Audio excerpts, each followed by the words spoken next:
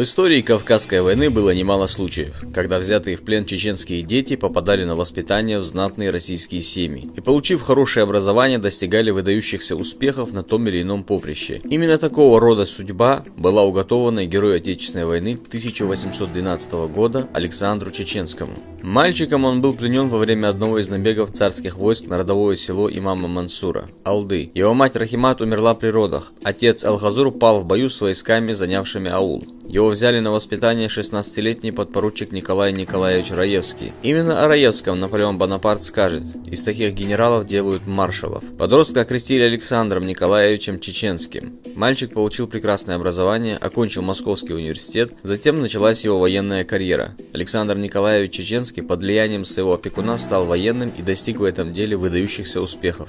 В 24 года Александр становится подпоручиком. В 1805 году Чеченского переводят в Гродненский гусарский полк, где он командует полуэскадроном. В 1805-1807 годах со своим полуэскадроном Александр Чеченский участвует в боях с наполеоновскими войсками. К началу войны с Наполеоном он уже был в звании подполковника, что, учитывая его национальное происхождение, можно было бы считать максимально возможным достижением в военной карьере. В 1812 году отряд Александра Чеченского в составе кавалерийского корпуса участвовал в знаменитой Бородинской битве. Александр со своей группой прошел с боями от Смоленска до Польши. За взятие Гродно ему было присвоено звание майора. В последующие годы он принимает участие в разгроме саксонцев при Калище, в исторической битве народов под Лейпцигом и в бою под Леоном. После военной кампании, которая триумфально закончилась в Париже, Александр Чеченский был награжден орденами Святого Владимира второй степени и Святой Анны второй степени. Последний этап жизни генерала оказался связан с Псковской провинцией. Он и его большая семья владели в нынешнем Беженинском районе землей и поместьями.